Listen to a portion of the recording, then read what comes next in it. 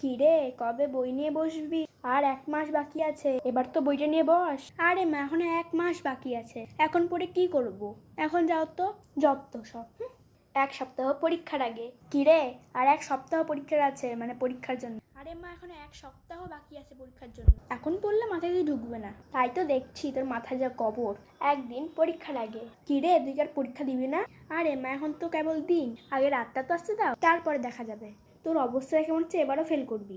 1 রাত পরীক্ষার আগে। কি রে, বই নিয়ে বসেছি? হ্যাঁ, কেন? না, এবার বই দিন নিয়ে না বসতিস না, খুঁটিতে মারতাম। পর। আর হ্যাঁ, কালকে কি পরীক্ষা জানিস তো? হ্যাঁ জানি, পরীক্ষার আগের রাতে পড়ার ইচ্ছা হয়েছে। কি বললা?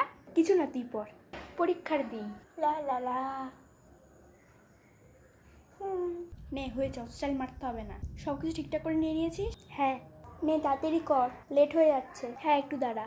কে জানে কি লিখে আসবে। আরে মা, তুমি টেনশন নিও না, আমি সব পারবো। মা, ব্যাগে ইংলিশ বইটা ঢুকে দাও তো, স্কুলে রিভাইজ করে নিব। কি ইংলিশ?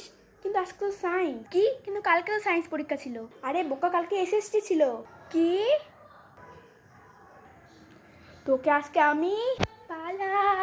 আর হ্যাঁ, একটা কথা, তোমরা সবাই লাইক, সাবস্ক্রাইব অ্যান্ড কমেন্ট করে দাও, তখন আমি পালা।